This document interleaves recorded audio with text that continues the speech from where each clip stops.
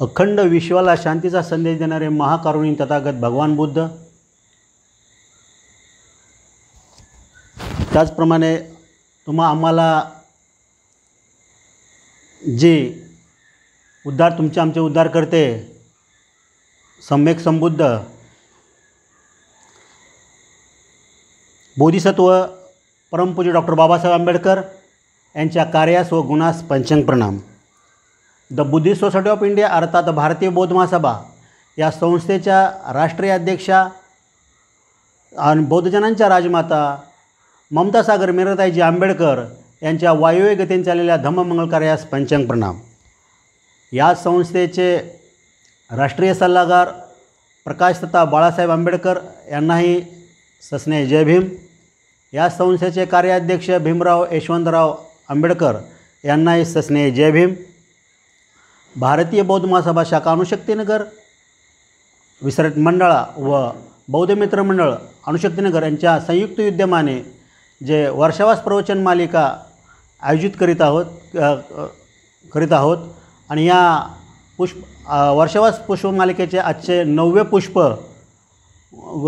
गुंफत आहोत. आजच्या या पुष्पाचे आयोजक सन्माननीय विजय काकडे गुरुजी, त्याचप्रमाणे आजच्या पुष्पासाठी जे प्रवचनकार आपल्याला लाभलेले आहेत ते संतोष डमडेरे साहेब, त्याचप्रमाणे इथे उपस्थित असलेले आमच्या शाखेचे उपाध्यक्ष बाळू भाळीराव गुरुजी, प्रवचनकार डमडेरे संतोष डमडेरे साहेब, नितीन जाधव साहेब, त्याचप्रमाणे महिला संघटिका सचिवा निर्मलाताई भालेराव, कल्पनाताई काकडे, भाग्यश्री काकडे, प्रियंका काकडे, BT वानखडे साहेब, विनोद कांबळे, तेलंग साहेब यांना सस्नेह जय भीम. त्याचप्रमाणे रोहित काकडे यांनाही सस्नेह जय भीम. इथे जमलेले सर्व केंद्रीय शिक्षक शिक्षिका, बौद्धाचार्य, उपासक उपासिका, बालबालक यांना सर्वांना सस्नेह जय भीम. आजच्या पुष्पाचे अध्यक्ष बाळू भालेराव गुरुजी यांनी स्वीकारावं अशी मी त्यांना विनंती करतो.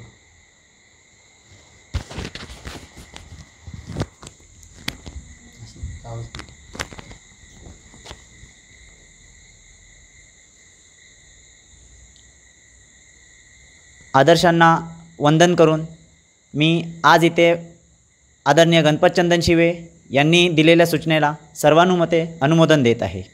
साधु साधु साधु.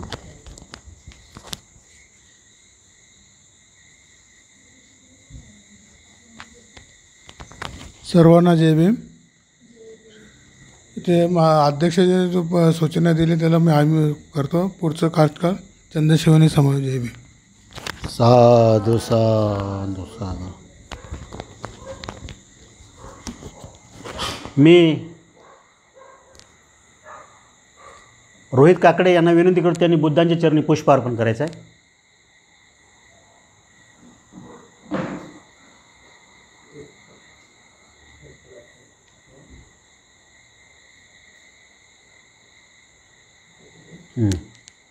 साधू साधू साधू.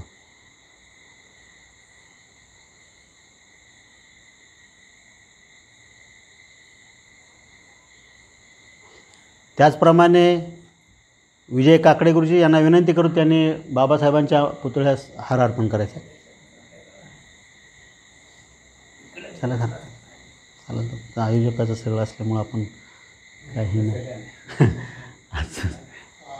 साधू साधू साधू. त्याचप्रमाणे कल्पनाताई काकडे यांना विनंती करू त्यांनी मेणबत्ती प्रज्वलित करायची आहे.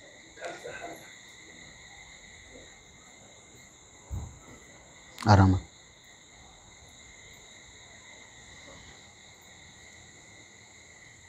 पाचपन लाव.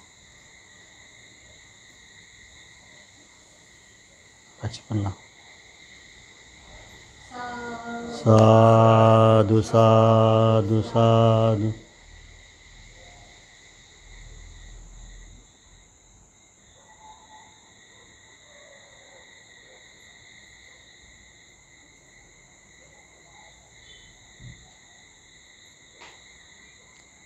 मी भालेराव गुरुजींना विनंती करतो त्यांनी मेणबत्ती प्रोजेक्ट आपल्या अगरबत्ती प्रोजेक्ट करायचे.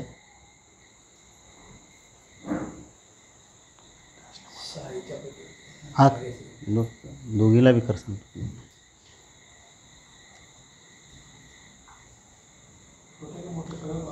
दोन्ही पण लावा.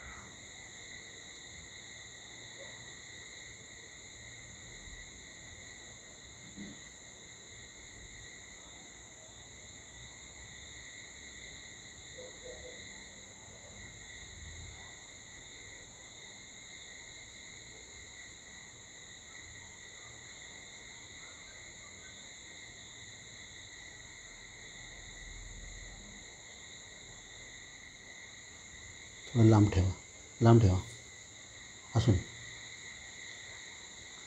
त्याचप्रमाणे प्रियंका काकड्यावरून भाग्यश्री काकडे यांना विनंती करू त्यांची आजी भागूबाई धोंडीबा काकडे यांच्या प्रतिमेस हार अर्पण करायचं दोघांनी मिळून.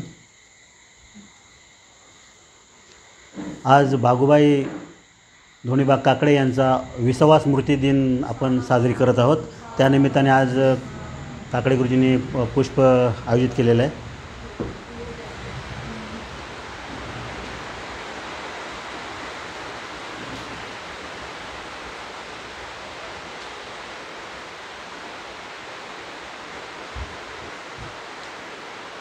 पुष्पपूजा, दीपपूजा आणि सुगंधपूजा झालेली आहे आणि आता आपण त्रिसरण पंचशील सर्वांनी सामुदायिक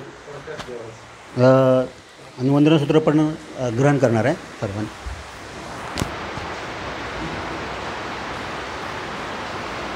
बुद्धं नमामि धम्मं नमामि संघं नमामि.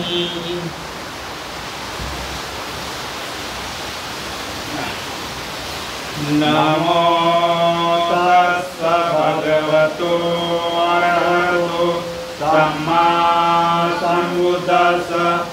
नमो तस्स भगवतो अरहतो सम्मा सम्बुद्धस्स.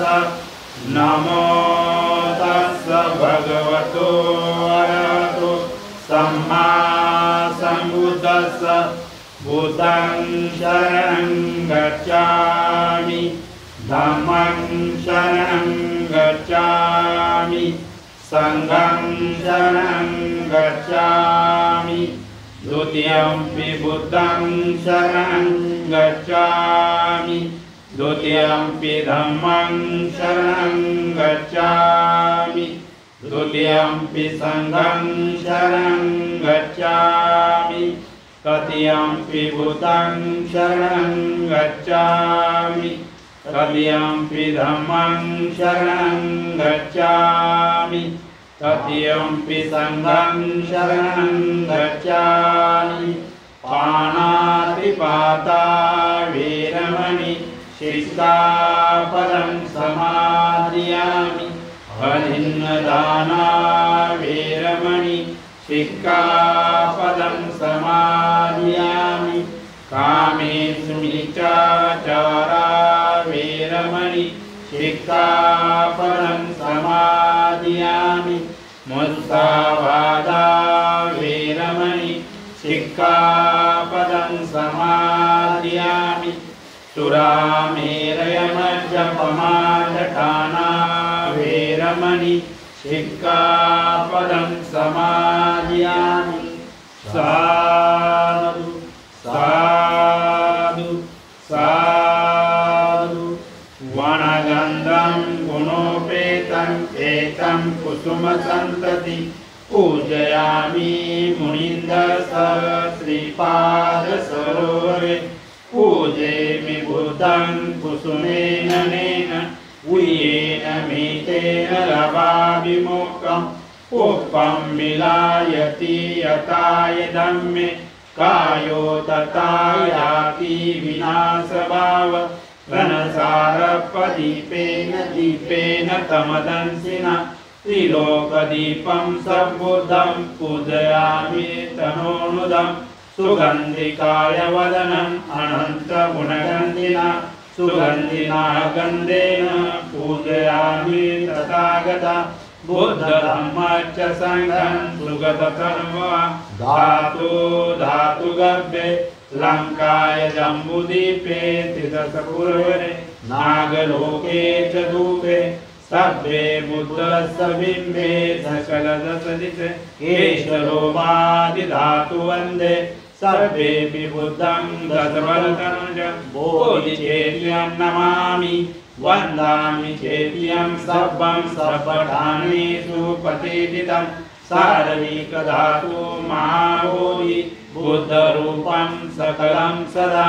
सकलविजन् विदुर्ज्ञानं देवरूपं सुजीव निमलचक्षु गभीरघोषौ गौरवर्णं सुखाय अभयचित्तं निभयकामं सुरतधम्मं सुधेम विरतरज्जन् सृजननेतं भीमरावं सरामि भीमरावं सरामि भीमरावं सरामि दिव्यप्रवरन्दतु साधुवरदानतु अद्य पूर्वभूषतु भीमराज सकलविद्यापति ज्ञानसत्सङ्गति शास्त्रशासनमति बुद्धितेजा पंकजानरवरा रतध्वजनोद्धारा भगवन्तामुचाकरा भक्तकाजा चौदार संगरी शस्त्रधरिताकरी कापलारी उरी दौररूपा मुक्तिपदकोनता जीर्णस्मृतिदायिका भुजालिका अलिका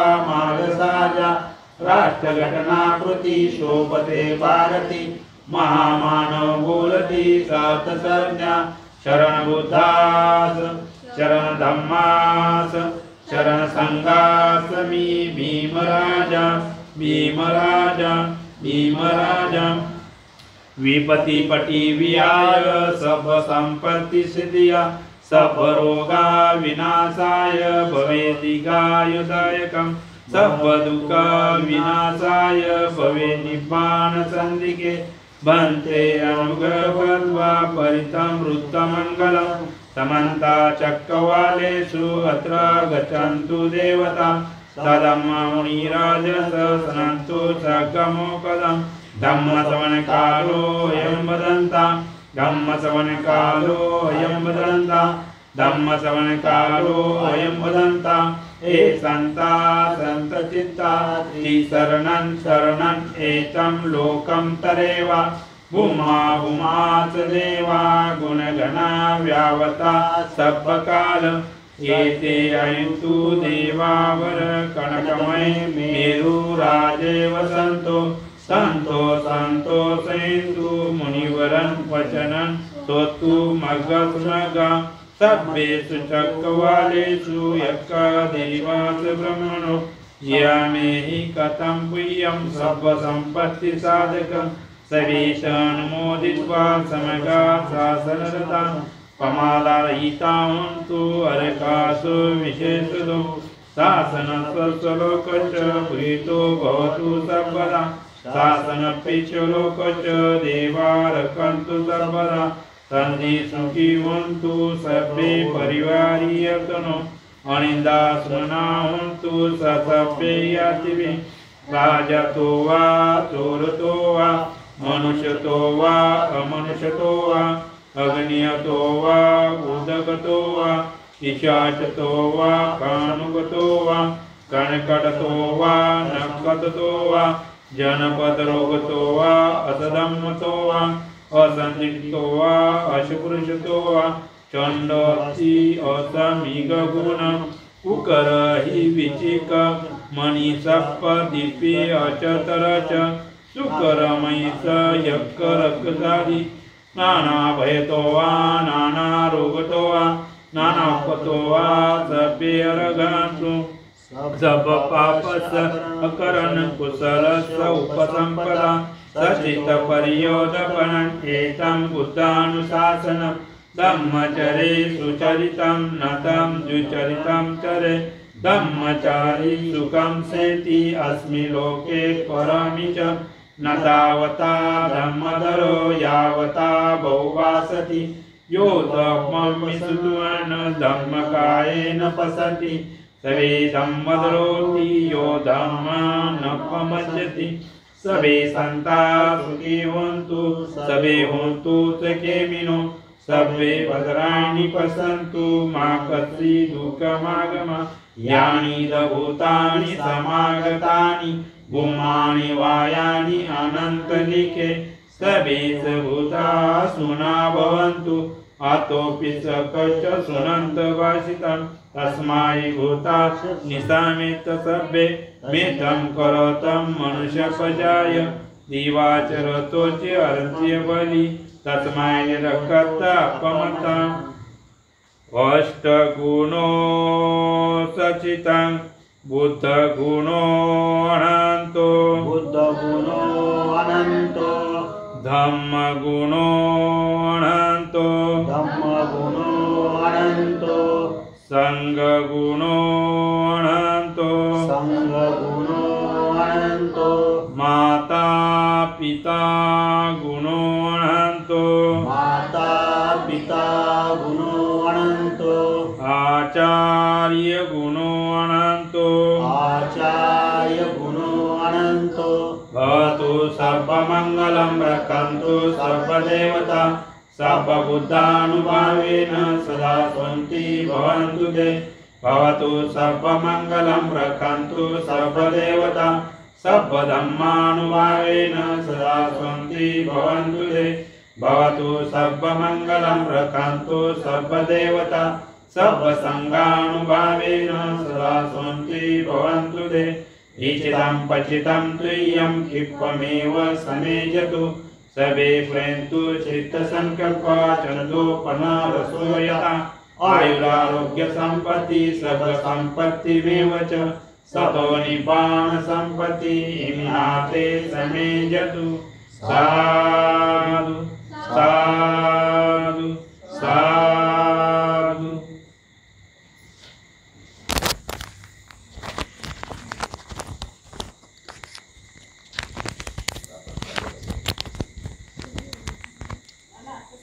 आता सर्वांनी वंदनासूत्र पठण झालेलं आहे आणि मी आजच्या पुष्पाचे प्रवचनकार संतोष डेमडेरे साहेब यांना विनंती करू त्यांनी मेणबत्ती प्रज्वलित करून आपल्या प्रवचनाला सुरुवात करायचं आहे.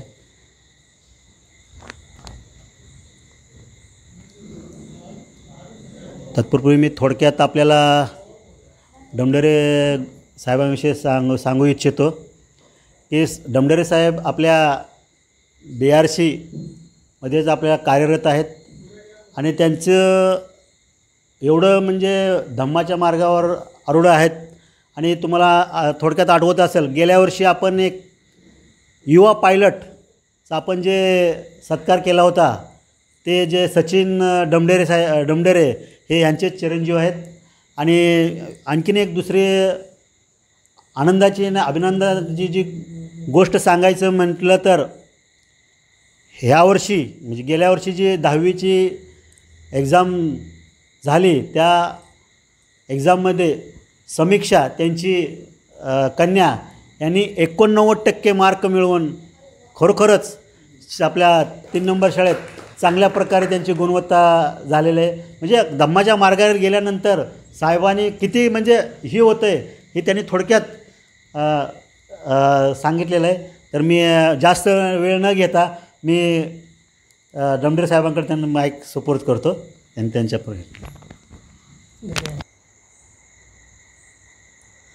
सर्वांना सविनय सप्रेम जय भीम.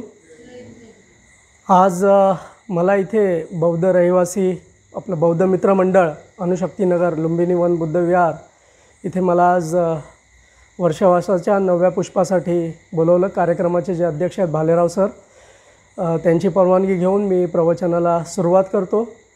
मला जेव्हा चंदनशिवे गुरुजींनी सांगितलं की इकडे प्रवचन करायचं आहे आणि त्यांनी मला विषयाची सूची पाठवली होती, तर त्या विषयांची सूची एवढी सुंदर विषय त्याच्यामध्ये सर्व निवडले होते की बुद्ध धम्माचा आणि आजच्या घडीला कशा परिप्रेक्षामध्ये वेगवेगळ्या अंगांचा त्याच्यामध्ये अभ्यास होता. तर मी म्हटलं की हे सगळे जे विषय आहेत ह्याला पर्टिक्युलर त्या विषयाचा अभ्यास करून बोलणारा वक्ता असेल तर त्याला खूप चांगल्या पद्धतीने त्याला न्याय देता येईल. म्हणून मी त्यांना एक विनंती केली की मी म्हटलं योग शिक्षक आहे आणि त्याचबरोबर मी ॲक्युप्रेशरही करतो. तर योग आणि ॲक्युप्रेशर ह्या गोष्टींचा उपयोग आपल्याला आपल्या आत्ताच्या जीवनामध्ये कशा पद्धतीने करता येईल आणि आपलं जीवन कसं सुखी बनवता येईल. म्हणजे आज जर जगामध्ये आपण बघितलं की आपण बुद्ध धम्माला विज्ञानवादी धम्म असं म्हणतो आणि विज्ञानवादी धम्म म्हणत असताना तो जर वर्तमानात आपण आचरणात आणतो कशासाठी, तर त्याच्यातून आपल्याला सुखप्राप्ती व्हावी. म्हणजे सगळ्यांना माहिती आहे की जगामध्ये दुःख आणि दुःखामध्येच हे संपूर्ण विश्व आहे आणि दुःख हे अनंतकालाचं सत्य आहे. पण त्या दुःखामधून सुखी जीवनाकडे जाण्याचा मार्ग हा आपल्याला तथागत बुद्धांनी दिला. आज मी प्रवचनाला सुरुवात करण्यापूर्वी महाकारुणी तथागत गौतम बुद्ध यांना मी विनम्र अभिवादन करतो. त्याबरोबरच विश्वरत्न डॉक्टर बाबासाहेब आंबेडकर यांनाही विनम्र अभिवादन करून मी आज जे काही मांडणार आहे त्याचा उपयोग म्हणजे बुद्धिझम आणि योग आणि त्याचबरोबर ॲक्युप्रेशर ह्या सगळ्या गोष्टींचा उपयोग करून आपण आपल्या जीवनामध्ये कशा पद्धतीने सुखप्राप्ती करू शकतो हे सांगण्याचा एक नवा दृष्टिकोन मी इथे मांडण्याचा प्रयत्न करणार आहे. आणि आज जेव्हा आपण म्हणतो की योग जर आपण म्हटलं तर बुद्ध अँड इज धम्मा जर तुम्ही वाचायला सुरुवात केली तर त्याच्यामध्ये आपल्याला असं दिसतं की सिद्धार्थ गौतम जेव्हा बुद्ध बनण्यापूर्वी जेव्हा ते राजपुत्र होते आणि राजपुत्रानंतर जेव्हा त्यांनी ठरवलं की आपल्याला ह्या सगळ्या दुःखाचं कारण शोधायचं आहे आणि त्या गोष्टीसाठी ते जेव्हा त्यांनी रोहिणी नदीच्या वादावरून जेव्हा त्यांनी गृहत्याग केला आणि गृहत्यागानंतर जेव्हा ते बाहेर पडले त्यानंतर त्यांनी खूप साऱ्या वेगवेगळ्या ज्या शिक्षा आहेत त्या त्यांनी ग्रहण केल्या. तर त्या काळामध्ये सांख्य, उत्तरमीमांसा, कारणमीमांसा त्याचबरोबर योग ह्या सर्व गोष्टींचा अभ्यास बुद्धांनी त्या काळामध्ये केला आणि जवळजवळ त्यांनी 38व्या वर्षी माझ्या अंदाजाने 38व्या वर्षी त्यांना धम्मज्ञान झालं म्हणजेच त्यांना जी ज्ञानप्राप्ती झाली त्या ज्ञानप्राप्तीनंतर मग त्यांनी खूप साऱ्या गोष्टी आपल्याला मांडल्या आणि त्याचा सगळेच जण अंगीकार करत आहेत. आज आपण जेव्हा जो धम्माचा प्रवास आहे, जे लोक उपासक आणि उपासिका आहेत ते त्या मार्गावरती सातत्याने चालत आहेत आणि त्याचा ते अनुभव घेतच आहेत. पण मी आज हे सांगण्यामागचा माझा दृष्टिकोन वेगळा आहे, कारण की आज जेव्हा आपण बघतो की आजचं जे आपलं शहरातलं लाईफ आहे किंवा गावातलं आपलं लाईफ आहे, ह्याच्यामध्ये आपला प्रॉब्लेम काय होतो आहे की खूप सारे लोक वेगवेगळ्या व्याधींनी ग्रस्त झालेले आहेत. आज जेव्हा आपण विज्ञानवादी धम्म म्हणतो त्यावेळेस जर विज्ञानाची कास धरली आणि विज्ञानाच्या आधारे आपल्या ह्या माणसाच्या शरीरामध्ये जे आजार उद्भवलेले आहेत त्या आजारांचा जर आपण अभ्यास केला तर असं दिसतं की जवळजवळ बहुतांशी 40 ते 60% दरम्यान लोकांना वयाच्या 40 वर्षानंतर डायबिटीज आणि ब्लड प्रेशर ह्या सगळ्या गोष्टी खूप मोठ्या प्रमाणामध्ये येतात. आणि ह्या गोष्टी आल्यानंतर मग आजारामध्ये जर आपलं जीवन व्यतीत होत असेल तर आपण धम्माच्या मार्गावरती काम करण्याचा प्रयत्न जरी करायचा म्हटला तरी आपल्याला त्या व्याधींमुळे धम्मप्रवास किंवा धम्माचा मार्ग अनुसरण्यास थोडीशी कठीणाई येते.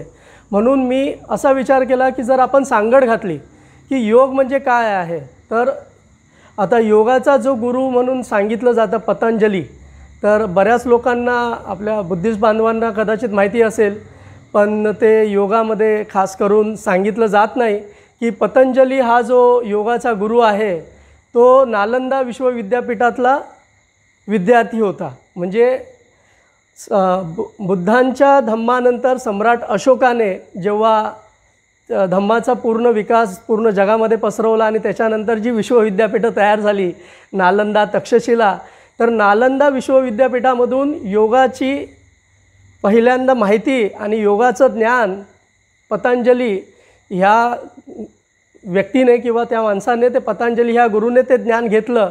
म्हणजे बुद्ध तत्त्वज्ञानामधून जे योगाची विश्वविद्यापीठाची स्थापना झाली त्या विश्वविद्यापीठामधून पतंजली यांनी शिकवण घेतलेली आहे. ही बऱ्याच लोकांना माहिती नाही आहे. तर आज मी हे सांगू इच्छितो, आजपर्यंत पतंजलींची कुठेही मूर्ती किंवा उत्खननामध्ये कोणतीही गोष्ट सापडली नाही. जर तुम्ही बघितलं तर योगामध्ये बऱ्याच ठिकाणी तुम्ही योगाचे पोस्टर्स पाहिले तर त्याच्यावरती पद्ममुद्रेमध्ये बसलेली आणि पद्मासन अवस्थेमध्ये बसलेल्या व्यक्तीचा फोटो असतो किंवा नमस्कार मुद्रेमध्ये बसलेले असतं किंवा ध्यानमुद्रामध्ये. पद्ममुद्रा ह्याला म्हणतात, डाव्या हातावर उजवा हात. ध्यानमुद्रा म्हणजे आपलं अंगठा आणि पहिली तर्जनी हे दोन्ही एकत्र केलं की त्याला ध्यानमुद्रा म्हणतात. तर ह्या सगळ्या गोष्टी आहेत. ह्या सगळ्या गोष्टींच्या 2-2, 2,500 हजार वर्षापूर्वी आपल्याला तथागत बुद्धांच्या मूर्ती सापडतात. म्हणजे योग आणि बुद्धिझम हे किती जवळजवळ आहे त्याचा पुरावाही पुरातत्व विभागाने पूर्ण जगाला दिलेला आहे. पण त्यावरती त्या पद्धतीने अभ्यास अजूनपर्यंत आपली लोक करत नाही आहे. त्यामुळे खूप मोठ्या ज्ञानापासून लोक आजच्या घडीला बुद्ध आणि योगाची जर सांगड घातली तर खूप खऱ्या अर्थाने आपण जीवन जगण्याची कला आपण आत्मसात करू शकतो. मी योगाकडे वळालो. मी जेव्हा वैयक्तिक मला एक आजार आला, त्या आजाराच्या नंतर मला एकाने सांगितलं योगामध्ये जायला पाहिजे. मग जेव्हा मी योगाकडे वळालो तर योग हे असं म्हणायचे की ते जीवन जगण्याची कला आहे. It is a way of a life. आणि बुद्धिझमला आपण काय म्हणतो, तीसुद्धा एक जीवन जगण्याची कला आहे.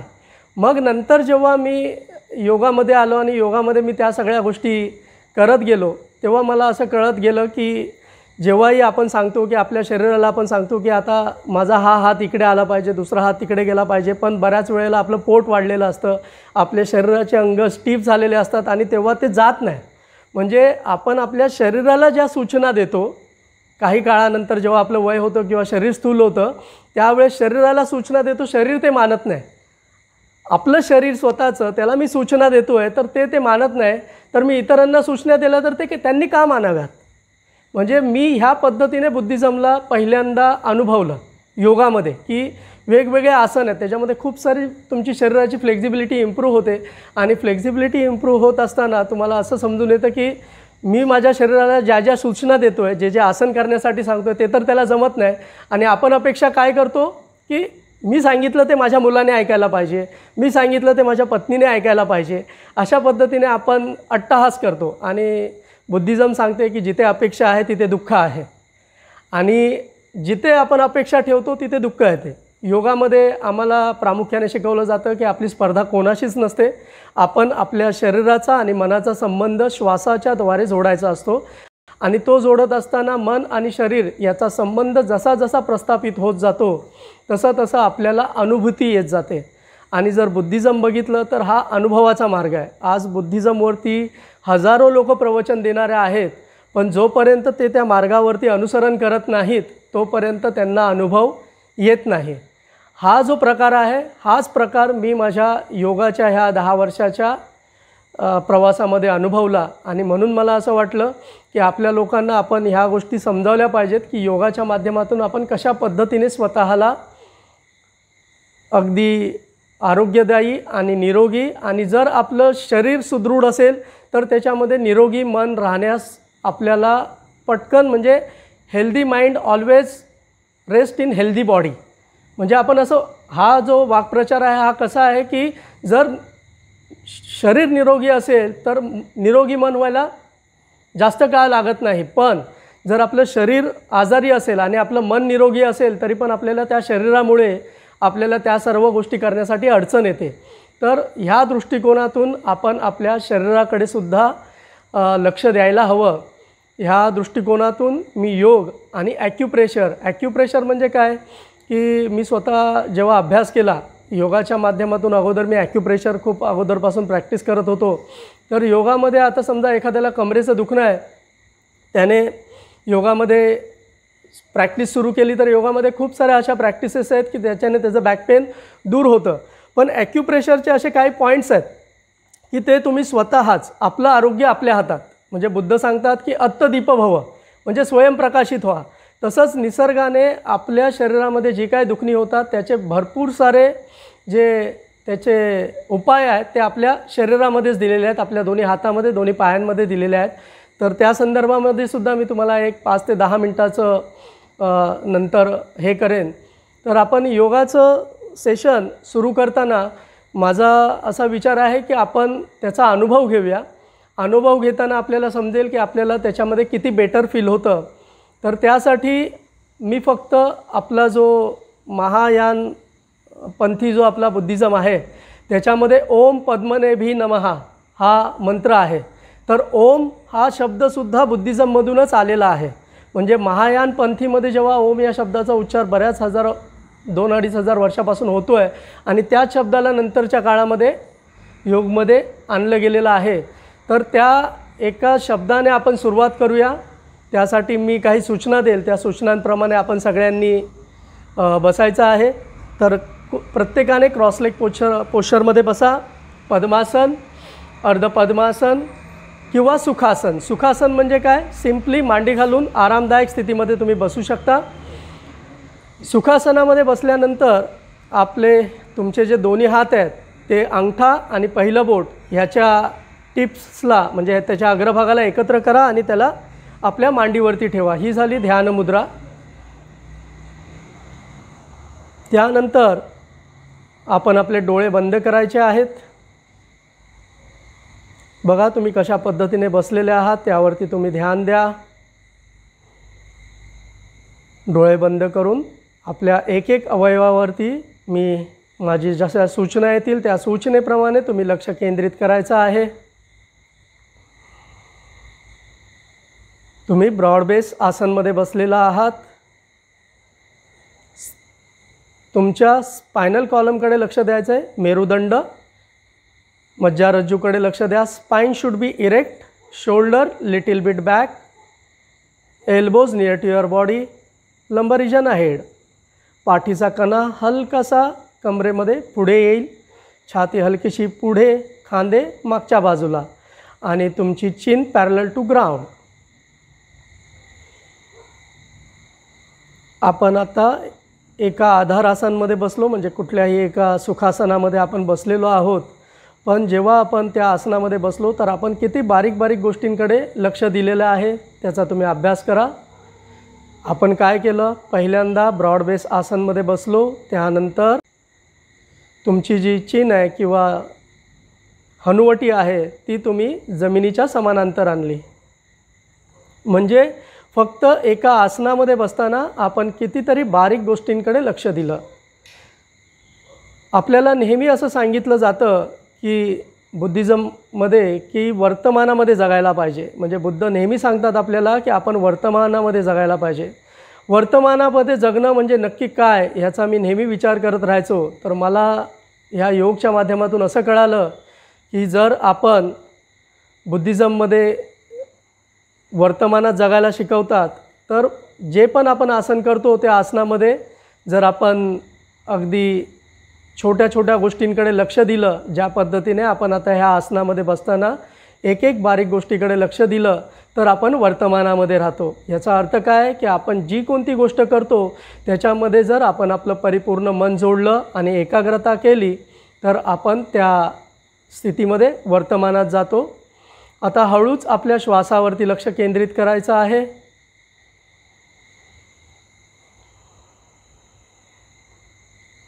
तुमचा श्वास ज्या पद्धतीने येतोय आणि जातोय त्याकडे तुम्ही लक्ष द्या. तुम्ही ज्या पद्धतीने ज्या आसनामध्ये बसलेला आहात, सुखासन, तुमचा मेरुदंड पूर्ण स्वाभाविक स्थितीमध्ये, स्पाइन शुड बी इरेक्ट, आणि फक्त तुम्ही श्वासावरती लक्ष देत आहे. तुम्ही आता तुमच्या लक्षात आलं असेल की जसा तुम्ही श्वास घेत आहात तसे तुमचे खांदे, छाती आणि पोट वरती येत आहे, आणि जसा तुम्ही श्वास सोडताय तसं पहिल्यांदा तुमचं पोट आतमध्ये जात आहे, मग छाती खाली जाते आणि नंतर मग खांदेसुद्धा हलकेसे खाली जात आहेत.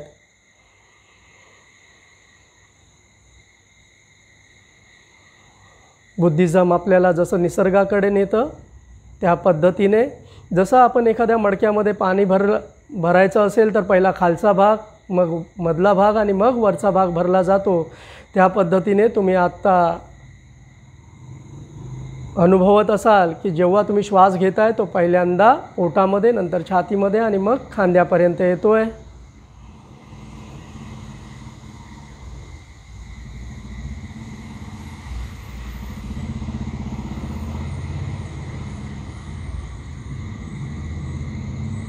आज तुम्हाला पहिल्यांदा कळालं असेल की आपलं श्वसन हे कशा पद्धतीने व्हायला पाहिजे, निसर्गाच्या साथीने. योग आपल्याला हेच शिकवते, बुद्धिझमसुद्धा आपल्याला हेच शिकवते. जसं जसं आपलं श्वासावरती लक्ष केंद्रित होत जाईल तुम्हाला अनुभवास येईल की तुमचं मन आणि शरीर पूर्णतया शांत होत चाललं आहे.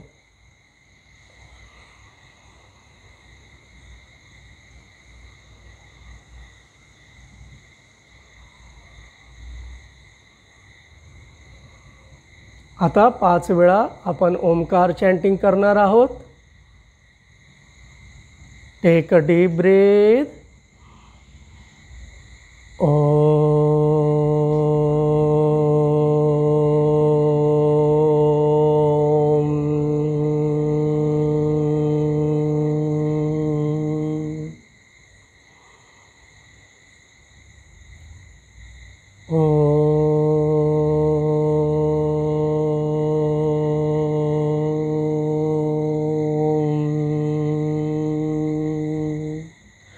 पूर्ण शरीरामध्ये कंपन परिकंपन होत आहे, त्याचा अनुभव घ्या, त्याचा आनंद घ्या. Breathe in.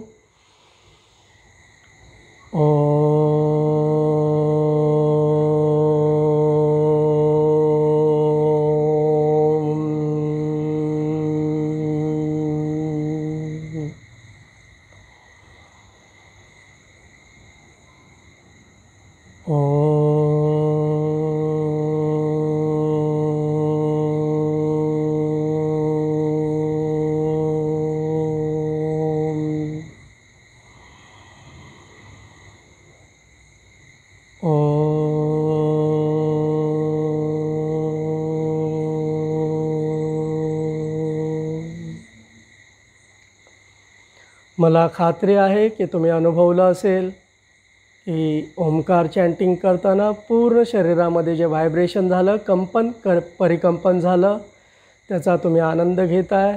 मन पूर्णपणे शांत आणि संयमित झालेलं आहे. तुम्ही पूर्णपणे वर्तमानात आहात आणि तुमचं लक्ष माझ्या सूचनांवरती आहे. हळूच जमिनीकडे बघत आपले दोन्ही डोळे जमिनीवरती लक्ष देत खोलायचे आहेत.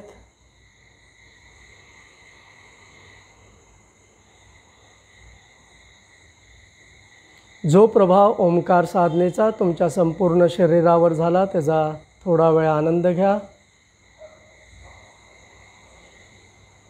तुमच्या लक्षात आलं असेल की आपण जेव्हा बुद्ध प्रार्थना घेतो, जर त्यावेळेस आपलं मन अशाच पद्धतीने आपल्या शरीरावरती केंद्रित झालं तर तुम्ही पूर्ण शरीरामध्ये व्हायब्रेशन तुम्ही त्याचा आनंद घेऊ शकता. हे झालं एक सिंपल टेक्निक. आता मी बसल्या बसल्या तुमच्याबरोबर काही लंग कॅपॅसिटी इम्प्रूव्हमेंट प्रॅक्टिसेस घेईल. आत्ता आपला जो पेंडॅमिक चालू आहे, कोरोनाचा सीझन चालू आहे आणि ह्या कोरोनाच्या वैश्विक महामारीच्या परिस्थितीमध्ये जर आपल्याला आपल्या जे फुफ्फुस आहेत त्याची जर आपल्याला क्षमता वाढवायची असेल तर काही मी प्रॅक्टिसेस घेईल. त्या प्रॅक्टिसेस करता आरामदायक स्थितीमध्ये बसा. दोन्ही हात आपले समोर घेऊन या. Breathe in, breathe out.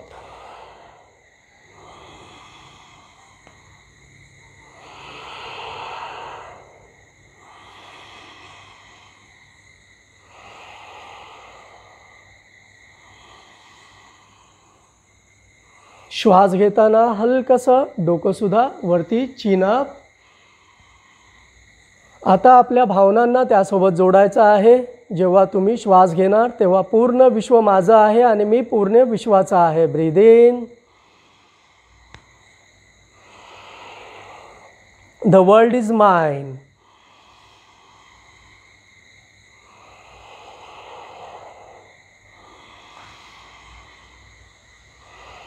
Slowly stop the practice.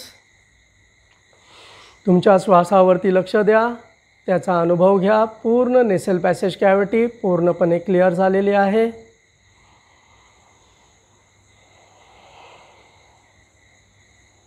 त्यानंतर सगळ्यांनी उभं राहून मी 2-3 प्रॅक्टिसेस घेणार आहे. आज आपल्याला माहिती आहे की आपल्याला कमरेचं दुखणं खूप जास्त प्रमाणात आहे, तर त्यासाठी मी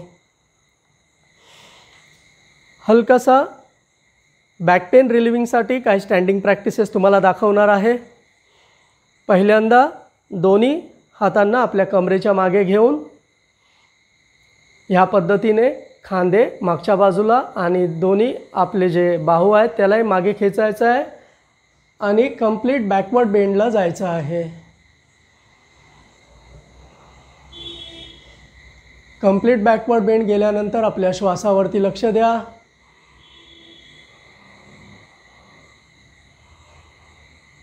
आणि श्वास घेऊन आकार चॅन्टिंग करायची आहे. Breathe in.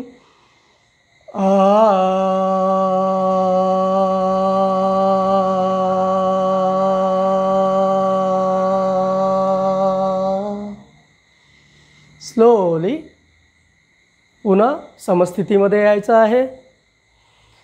समस्थितीमध्ये आल्यानंतर आता पुन्हा आपण आपल्या स्पायनल कॉलमला आपण ट्रॅक्शन देणार आहोत, त्याला स्वाभाविक तणाव देणार आहोत. तर दोन्ही हातांना वरती करत स्ट्रेचिटा. तुमचे दोन्ही हात तुमच्या कानांना स्पर्श करत आहेत. दोन्ही हातांना वरती खेचताना लक्ष द्या. तुमचं जे श्वसन चालू आहे ते उदर श्वसन. उदर श्वसन म्हणजे काय, तर जेव्हा तुम्ही श्वास घेताय तुमचं पोट फुगत आहे आणि श्वास सोडताना तुमचं पोट आतमध्ये जात आहे. जर शक्य असेल तर हळूच आपल्या टाचांना वरती उचला. आपण पूर्ण आपल्या स्केलेटन सिस्टीमवरती काम करत आहोत. Slowly hands down, heels down, relax. श्वासावरती लक्ष द्या आणि आपल्या स्पायनल कॉलमवरती बघा. लंबर रिजनपासून सर्व्हायकलपर्यंत त्याला जो तुम्ही स्वाभाविक तणाव दिला होता त्याच्याकडे लक्ष द्या. पूर्ण आत्ता आरामाच्या स्थितीमध्ये आलेला आहे. आता आपण दोन्ही हाताला आपल्या खांद्याच्या समांतर आणा. थोडंसं अंतर ठेवा. त्याचबरोबर ज्या पद्धतीने विमान एका साईडला टिल्ट होताना ज्या पद्धतीने जातं त्या पद्धतीने लॅटरल बेंडिंगमध्ये जायचं आहे. लॅटरल बेंडिंगमध्ये गेल्यावर आपला उजवा हात आपल्या शरीराच्या लगत येईल. डाव्या हाताला आपल्या कानाच्या जवळ घेऊन यायचं आहे.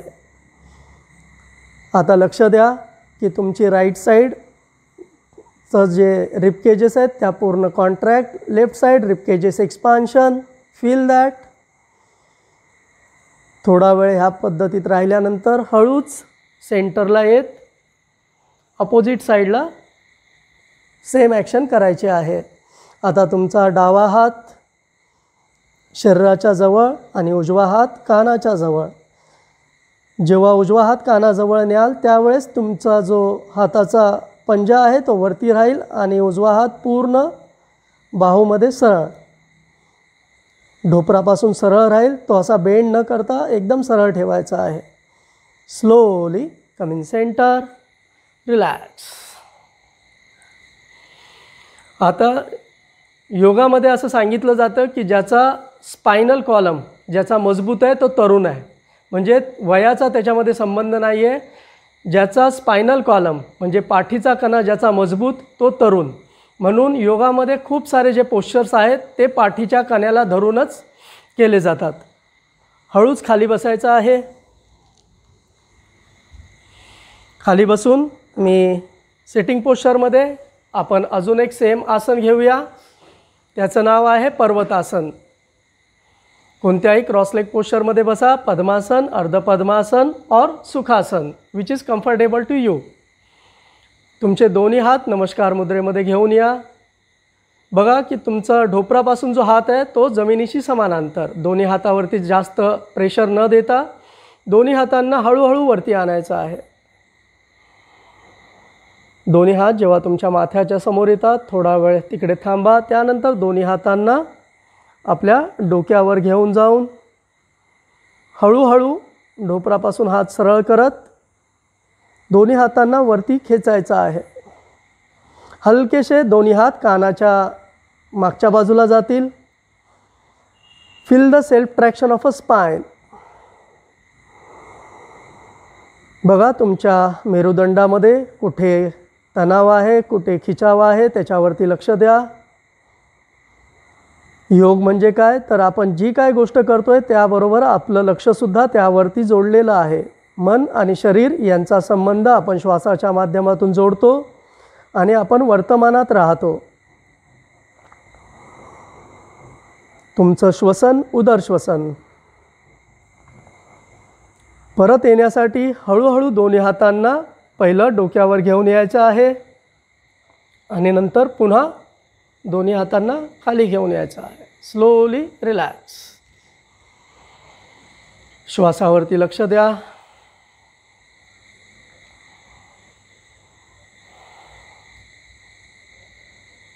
श्वास सामान्य झाल्यानंतर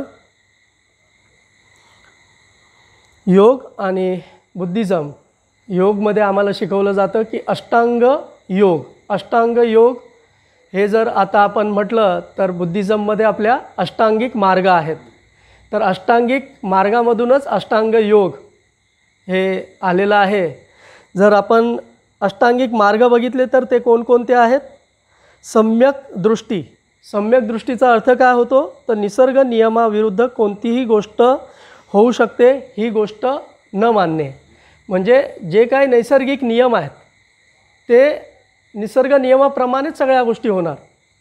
तर त्या निसर्ग नियमाप्रमाणेच त्याला मानायचं आहे. त्याच्या विरोधात जर काही विपरीत कोण सांगत असेल तर त्याला मानायचं नाही. त्याला म्हणतात सम्यक दृष्टी. दुसरा आहे सम्यक संकल्प म्हणजे योग्य निर्धार आणि विचार. मी अगदी खूप वेळ कमी असल्यामुळे खूप शॉर्टकटमध्ये सांगतो आहे. सम्यक वाचा म्हणजे करुणायुक्त व सत्यपूर्ण वाचा आणि तसेच बोल ठेवण्याचा प्रयत्न करणे.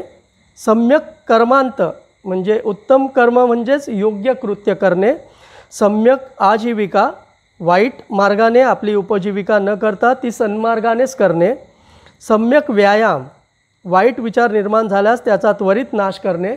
ह्याच सम्यक व्यायामामध्ये योग ही परिभाषा येते आणि योगामध्ये ह्या सगळ्याच गोष्टी त्या पद्धतीने त्यांनी घेतलेल्या आहेत. आणि सातवा आहे सम्यक स्मृती, म्हणजे तात्विक गोष्टींचे स्मरण करून चित्तास सातत्याने जागृत ठेवणे.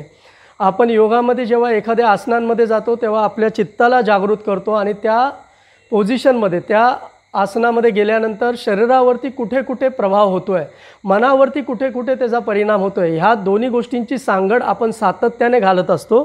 तर त्याला आपण म्हणतो सम्यक स्मृती. आणि त्यानंतर सम्यक समाधी, म्हणजे कोणत्याही वाईट विकारांना स्पर्श होऊ न देता दुष्ट प्रवृत्तीपासून मन वेगळे ठेवून आपले चित्त प्रसन्न आणि शांत ठेवणे. आता योगामध्ये अष्टांग योग जे सांगितलेले आहेत ते काय आहेत?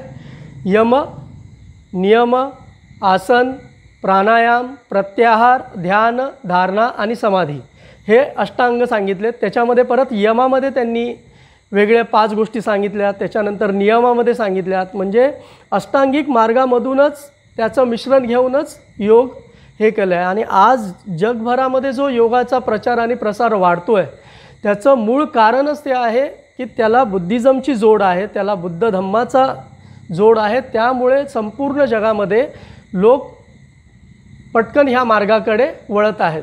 आज आपण गर्वाने सांगतो की विश्वाला जर भारतातून कोणती मोठी देण असेल तर तथागत गौतम बुद्ध आणि त्यांच्या माध्यमातून आलेला विज्ञानवादी धम्म आणि योग, ह्या 3 गोष्टी भारतातून जगाला दिल्या. आज जग भारताला कशासाठी ओळखते? बुद्धांसाठी ओळखते. कारण की आज भारतामध्ये जेवढे काही फॉरेनर येतात ते कशासाठी येतात? तर इथे बुद्धभूमी आहे, बुद्धांचा या भारतामध्ये जन्म झाला म्हणून येतात. त्याच्यासाठी मी एक छोटंसं प्रॅक्टिकल उदाहरण देईल की तुम्ही कुठेही मोठ्या मोठ्या पर्यटन स्थळं जी भारतामध्ये आहेत त्याच्यामध्ये जिथे जिथे मूर्त्या विकल्या जातात किंवा जिथे जिथे छान स्टॅच्यू वगैरे बनवून विकल्या जातात, तर तिकडे तुम्ही बघितलं तर बुद्धाची मूर्ती, जिथे फॉरेनर जास्त येतात तिकडे बुद्धाची मूर्ती पहिली लावलेली असते दरवाजाला. कारण की त्यांना माहिती असतं की ह्यांच्याकडे बुद्धाची मूर्ती आहे म्हणजे इकडे आपल्याला अजून वेगवेगळ्या बुद्ध तत्त्वज्ञानाशी जोडलेल्या गोष्टी मिळतील. म्हणजे हा एक छोटीशी गोष्ट आहे जी मी स्वतः अनुभवली म्हणून मी ही तुमच्यासमोर मांडतो आहे. तर ह्या पद्धतीने जग आपल्याला बघतं आहे, पण आपल्यालाच त्याची माहिती नसल्यामुळे आपण त्या मार्गावरती चालण्यापासून थोडंसं मागे होत चाललेलो आहोत. आज योग आणि ॲक्युप्रेशर ह्या दोन्ही गोष्टी मी सांगण्याचा प्रयत्न करतो आहे. खूप कमी वेळ आहे, वेळ खूप कमी आहे. तर त्यामुळे बुद्धिझम आणि योग ह्याचा संबंध कसा आहे तो मी आत्ता तुम्हाला सांगितलं की आपण एका आसनामध्ये बसताना किती बारीक बारीक गोष्टींकडे लक्ष दिलं. मला नेहमी प्रश्न पडायचा की बुद्ध वर्तमानात जगायला सांगतात म्हणजे नेमकं काय करायला लावतात. तर जेव्हा मी ऑब्झर्व केलं की आपण जेव्हा कोणतीही गोष्ट करताना त्या बारीक बारीक गोष्टींकडे लक्ष देतो आणि एकाग्र होतो तेव्हा खऱ्या अर्थाने आपण वर्तमानामध्ये जगतो. म्हणजे आपण म्हणतो की भविष्याची चिंता करू नये, भूतकाळामध्ये जाऊ नये आणि वर्तमानामध्ये जगावं. तर मी माझ्यासाठी हा अर्थ काढलेला आहे. कदाचित तुम्ही लोकसुद्धा जेव्हा बघाल की काही काही गोष्टींमध्ये, ज्या गोष्टीमध्ये तुम्हाला आवड असते त्या गोष्टीमध्ये अगदी तुम्ही तल्लीन होऊन जाता आणि त्या तल्लीनतेमध्ये तुम्हाला कोण काय बोलतं आहे, कोण काय करतं आहे त्याचं तुम्हाला काहीच कळत नाही. तो खरा काळ असतो जेव्हा तुम्ही वर्तमानात जगत असता. तर ही एकदम अत्यंत महत्त्वाची अशी गोष्ट आहे. मी ज्या ठळक मुद्दे पुन्हा एकदा सांगेल की पतंजली हा नालंदा विश्वविद्यापीठामधून शिकलेला, पण नालंदा विश्वविद्यापीठ हे सम्राट अशोकांच्या काळानंतर म्हणजे बौद्ध धम्माचा जगभर प्रसार झाल्यानंतर त्याच्यातून जे त्याची जी फळं होती ती ही विश्वविद्यापीठं होती, नालंदा, तक्षशिला, पाटलीपुत्रा.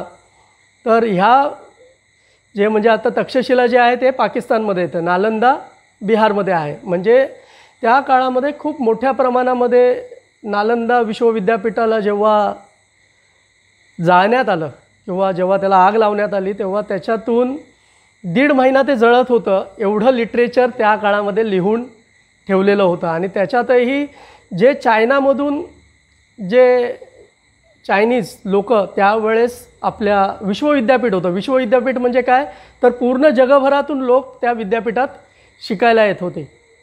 तर त्यांनी त्यांच्या हाताला लागेल जेवढं लिटरेचर त्यांच्या हाताला लागेल तेवढं लिटरेचर ते त्या आगीतून भस्मसात होण्यापासून वाचवून ते त्यांच्या देशामध्ये घेऊन गेले. म्हणून आज संपूर्ण जगावरती जर चायनाचं राज्य असेल तर त्या लिटरेचरमधून त्यांनी सातत्याने अभ्यास करून खूप साऱ्या गोष्टी निर्माण केलेल्या आहेत आणि म्हणूनच आज संपूर्ण जगावरती त्यांचं राज्य आहे. कारण की ज्या ज्या देशाने विज्ञानाची कास पकडली तो देश आज प्रगतीपथावरती आहे. आणि आज जर डॉक्टर बाबासाहेब आंबेडकरांनी आपल्याला जर बुद्धिझम दिला असेल तर तो खऱ्या अर्थाने आपल्याला त्या प्रगतीपथावरती प्रगत देशांच्या बोलतात ना, प्रगत देशांच्या लाईनीवरती प्रत्येक व्यक्ती चालेल जर तो बुद्ध धम्माच्या मार्गावरती चालला तर. म्हणजे त्याचा देशाशी ह्या देशाशी संबंध असो नसो पण तो त्या प्रगतीपथावरती जाईल एवढ्या मोठ्या प्रमाणात त्याचं कर्तृत्व आहे. तर ती अनुभूतीची गोष्ट आहे. जे लोक त्या मार्गावरती चालत आहेत त्यांना तर त्याचा अनुभव नक्कीच येत असेल. आता मी थोडंसं ॲक्युप्रेशरकडे वळतो. ॲक्युप्रेशरमध्ये आता जर बघितलं तर ॲक्युप्रेशर हे 4-4.5 वर्ष जुनी पद्धत आहे. म्हणजे बुद्ध तत्त्वज्ञान 2,500 वर्षा म्हणजे 2565 ते आता 70 वर्ष झाली की तेव्हा बुद्ध तत्त्वज्ञान विकास पावलेला आहे. पण त्याच्या अगोदरपासून हा जो हे आहे ॲक्युप्रेशर ते आलेला आहे, ज्याला आपण स्पर्शविज्ञान मराठीमध्ये म्हणूया किंवा दाबबिंदू चिकित्सा. तर आपले हे जे 2 हात आहेत आणि 2 पाय, ह्या दोन्ही हाता आणि दोन्ही पायांमध्ये आपल्या शरीराचे सर्व बिंदू आलेले आहेत. आता जर एखाद्याची कंबर दुखत असेल तर त्याने ह्या आपल्या 2 बोटांच्या मध्ये ही जी गॅप आहे त्या गॅपमध्ये अशा पद्धतीने दाब द्यायचा आहे. जर त्यांनी अशा पद्धतीने दाब दिला तर त्यांना कमरेच्या दुखण्यापासून बराच आराम मिळतो. आता बऱ्याच लोकांचं काय झालं आहे की कमरेचे दुखणी जे आहेत, काय लोकांचे मणके दबले गेलेत. तर त्यावेळेस जेव्हा मणके दबतात आणि त्याच्यामध्ये नस दबते आणि ते निघत नाही तर त्यावेळेस काही करता येत नाही, तर बरेच लोक सर्जरी करतात. पण जर हलकंसं कमरेचं दुखणं आहे तर हे तुम्ही ह्या पद्धतीने जर प्रेशर दिला तर तुम्हाला निश्चित आराम मिळतो. त्याचबरोबर इकडे सुद्धा पॉईंट आहे, ही जी लाईन आहे ह्या लाईनकडे जर तुम्ही लक्ष दिलं तर ह्या लाईनला पण तुम्ही अशा पद्धतीनेही प्रेस करू शकता 4 बोटांच्या अग्रभागाने. त्याचबरोबर अशा पद्धतीनेही तुम्ही प्रेस करू शकता. ह्या अशा पद्धतीने तुम्ही दबाव देऊ शकता. तुम्हाला समजेल ज्या लोकांना कंबर दुखते त्या लोकांना ह्यामध्ये खूप मोठ्या प्रमाणामध्ये आराम मिळेल. त्याचबरोबर मानेची दुखणी हल्ली लोकांना आहेत आणि तरुण मुलांमध्ये जास्त आहेत, कारण की मोबाईल, लॅपटॉप आणि या सगळ्या गोष्टींचा वापर खूप जास्त होतो. तर ज्यांनाही मानेचं दुखणं असेल त्यांनी अंगठ्याच्या ह्या नखाच्या मागची जी बाजू आहे, ही बाजू, ह्या बाजूला जेवढं तुम्ही स्टिम्युलेट कराल अशा पद्धतीने, जसंही तुम्हाला दाबायला मिळतं आहे त्या पद्धतीने जसं तुम्ही दाबत जाल तर तुमच्या लक्षात येईल की तुम्हाला मानेच्या दुखण्याला आराम मिळेल. आणि खरोखर ज्यांची मान आत्ता दुखत असेल त्यांना इकडच्या पॉईंटवरती खूप मोठ्या प्रमाणात त्रास होईल. म्हणजे ॲक्युप्रेशरमध्ये एवढ्या मोठ्या प्रमाणामध्ये गोष्टी आहेत की तुम्ही काही न करता नुसतं ह्या हाताला TV बघत आहात तुम्ही किंवा दुसरं काही काम करताय, दुसऱ्या कोणाशी बोलताय, बोलता सुद्धा तुम्ही अशा पद्धतीने नुसता तुमचा हात कुठेही जिथे तुम्हाला पूर्ण हातामध्ये अंगठ्याच्या अशा पद्धतीने दाब देताना आता तुम्हाला वाटलं इथे हलकंसं दुखतं आहे, तिथे स्टिम्युलेट करा. त्या भागाला जिथे तुम्हाला वाटतं आहे की अरे इथे दाबलं थोडीशी कळ मारते मला, त्या भागाला दाबत राहा. तर त्या रिलेटेड जो आपला ऑर्गन आहे तो पूर्णपणे चांगल्या पद्धतीने काम करायला सुरुवात करतो. हे एवढं सिंपल असं शास्त्र आहे. आज सगळ्यांना माहिती आहे की कोरोनामध्ये कशा पद्धतीने लुटमार चालू आहे, बरोबर आहे. छोट्या गोष्टींचे कसे बिल लागत आहेत. आता आपण BRCमध्ये कार्यरत आहोत, आपल्याला CHS फॅसिलिटी आहे, त्यामुळे आपल्याला ह्या सगळ्या गोष्टींचा कळत नाही.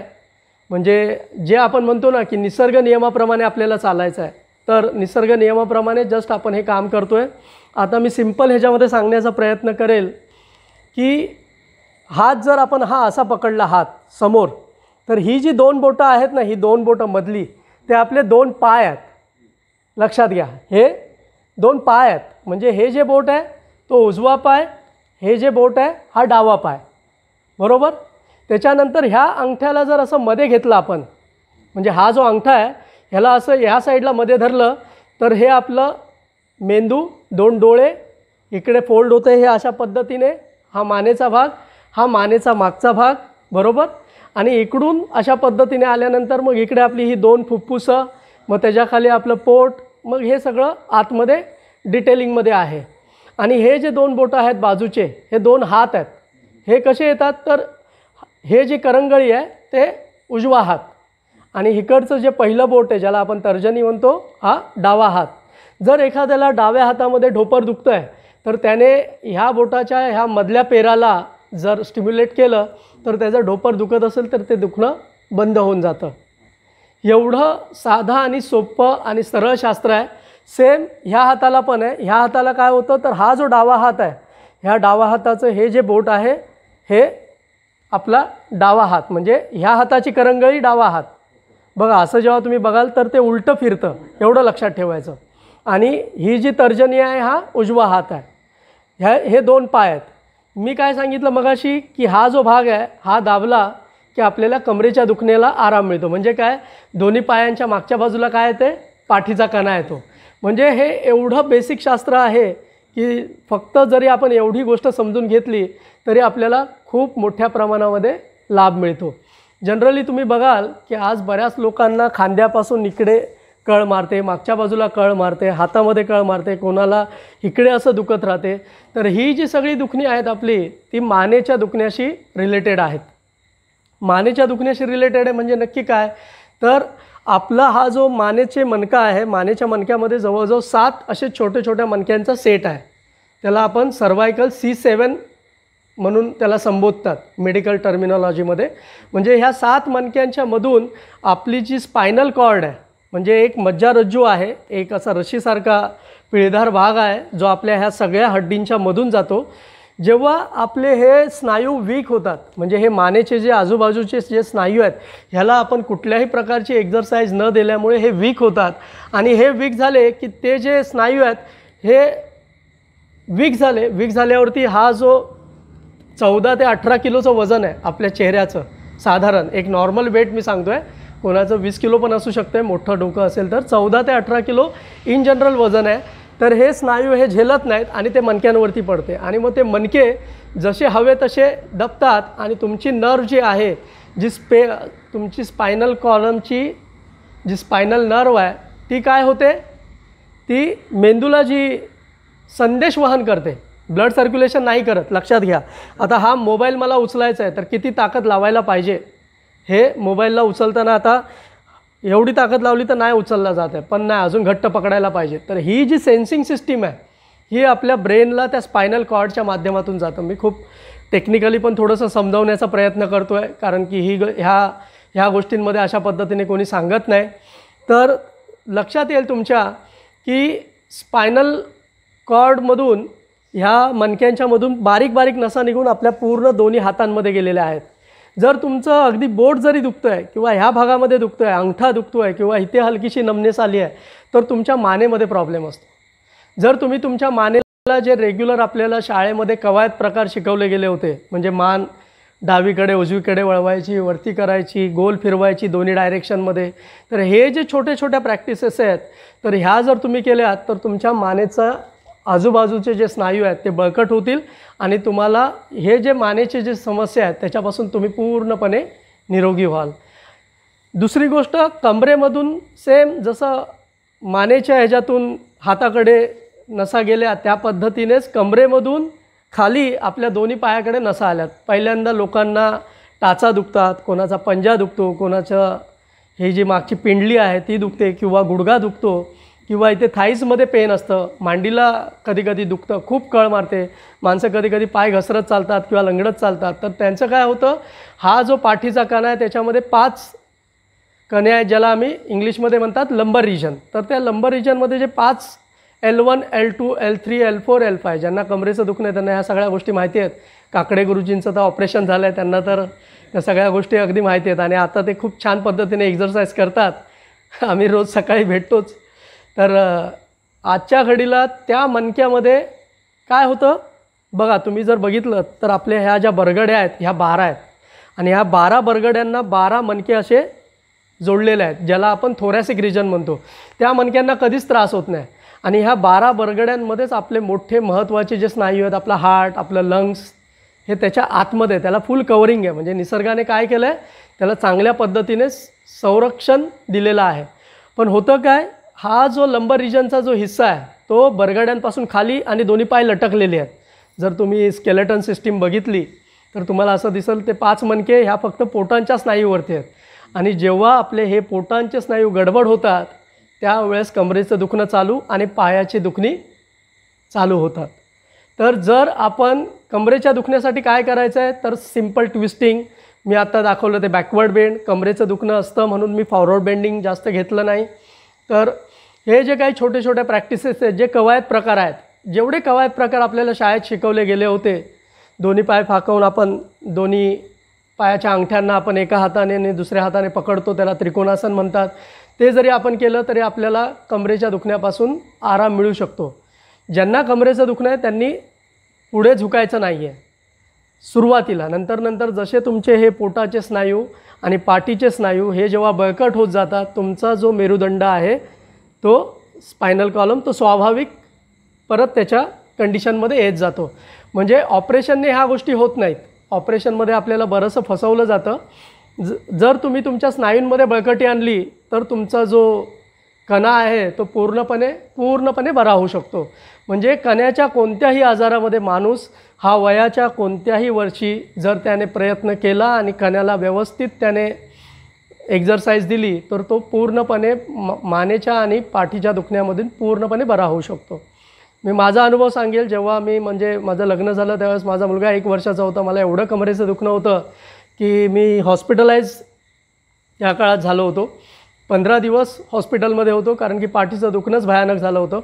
त्यावेळेस मला ॲक्युप्रेशरची माहिती एकाकडून मिळाली आणि ॲक्युप्रेशरच्या माध्यमातून मी पूर्णपणे माझं पाठीचं दुखणं गेलं आणि नंतर मी योगामध्ये आलो. तर आत्ता मला कुठल्याही प्रकारचं दुखणं राहिलेलं नाही. म्हणजे मी 20 वर्षापूर्वी कमरेच्या दुखण्याने एवढा आजारी होतो की मला असं वाटलं नव्हतं की माझं आता पुढचं लाईफ कशा पद्धतीने होईल, एवढा मी स्ट्रेसमध्ये गेलो होतो. पण त्यानंतर जेव्हा मी ॲक्युप्रेशर आणि योग ह्या दोन्ही गोष्टींची सांगड घातली तेव्हापासून पूर्णपणे मी बरा झालो. ह्या छोट्या छोट्या गोष्टी आहेत. जर आपल्याला आजच्या घडीला आपल्याला जर ह्या मार्गावरती चालायचं आहे, बाबासाहेब आंबेडकरांना खूप कमी जीवन मिळालं. म्हणजे आपल्याला माहिती आहे की त्यांचं आरोग्य ठीक नसल्यामुळे ते आपल्यातून लवकर निघून गेले. जर त्यांचं आरोग्य अजून चांगल्या पद्धतीने त्यांना ठेवता आलं असतं तर खूप मोठ्या प्रमाणामध्ये अजून जगाचा फायदा झाला असता. आपल्याच बांधवांचा नाही तर पूर्ण विश्वाचा फायदा झाला असता. आपण त्यांना विश्वरत्न म्हणतो. तर आपण ह्याच सगळ्या गोष्टींचं लक्ष ठेवून ॲक्युप्रेशर, योग, बुद्धिझम ह्या सगळ्यांची जर आपण सांगड खरोखर चांगल्या पद्धतीने जर आपण घातली तर तुम्हाला खरंच सांगतो की आपण खूप छान पद्धतीने आपलं जे आजचं जीवन आहे ते चांगल्या पद्धतीने जगू शकतो. कारण की मी चळवळीमध्ये तर खूप सारे वर्ष काम करतो आहे. मी बघितलेत की तब्येतीमुळे कितीतरी माणसांनी चळवळीमधून विराम घेऊन घरी बसले. म्हणजे त्यांनी चळवळीमध्ये काम करत असताना शरीराकडे दुर्लक्ष केलं आणि त्याच शरीरामध्ये व्याधी आल्यानंतर ते चळवळीपासून निवृत्त झाले. एखाद्या कार्यकर्त्याचं महत्त्व चळवळीत कधी असते, जेव्हा एखादा कार्यकर्ता 15 ते 20 वर्ष काम करतो तर त्याचा अनुभव जो असतो तो दांडगा असतो. तेव्हा खऱ्या अर्थाने त्या कार्यकर्त्याची चळवळीला गरज असते. पण तो शारीरिक व्याधीने ग्रस्त झाल्यामुळे तो चळवळीपासून परावृत्त होतो आणि समाजाचं खूप मोठं नुकसान होतं, असं माझं स्वतःचं वैयक्तिक मत आहे. मला वाटत नाही की माझ्या ह्या मतापासून कोणी दुमत करेल. तर अशा पद्धतीने खूप कमी वेळामध्ये मी योग आणि ॲक्युप्रेशर हे सांगण्याचा प्रयत्न केला. मी अगदी खूप ह्याच्यावरती जर फक्त ॲक्युप्रेशरवरती बोलायचं झालं तर मला कमीत कमी 2 ते 2.5 तास मी अगदी छान पद्धतीने प्रत्येकाला सांगू शकतो. मी स्वतः आत्ता नेक पेन आणि बॅक पेन ह्यावरती मी स्वतः क्लास सुरू केलेत सध्याला ऑनलाईन. डोळ्याबद्दलही सांगतो. क्लासेस सुरू केलेले आहेत. रोज ऑनलाईन मी क्लासेस घेतो आहे नेक पेन बॅक पेनवरती. परत माझा सकाळचा जो मॉर्निंगचा माझा एक क्लास आहे 6 ते 7:15 जो न्यू कम्युनिटी सेंटरमध्ये चालतो तर तो आत्ता ऑनलाईन सध्या मी घरातून चालवत आहे. मी अशी विनंती करेल प्रत्येकाला की प्रत्येकाने आत्तापासूनच हा जो खरा बुद्धिझमचा मार्ग आहे त्याच्यावरती चालून आपलं शरीर आणि मन हे दोन्ही सुदृढ करायला पाहिजे. आता जेव्हा आपण म्हणतो की डोळ्यासाठी जर आपण बघितलं तर आता एक प्रश्न आला, त्या प्रश्नाला उत्तर देताना मी सांगेन की ॲक्युप्रेशरमध्ये डोळ्यासाठी मी एक सिम्पल टेक्निक सांगेल एक छोटंसं भांडं घ्यायचं आणि त्या छोट्याशा पात्रामध्ये ॲक्च्युली योगामध्ये असा एक डोळ्याचा खास डोळा हे त्याच्यामध्ये बुडवण्यासाठी आणि डोळ्याला शुद्ध करण्यासाठी एक छोटंसं आयपॉट येतं.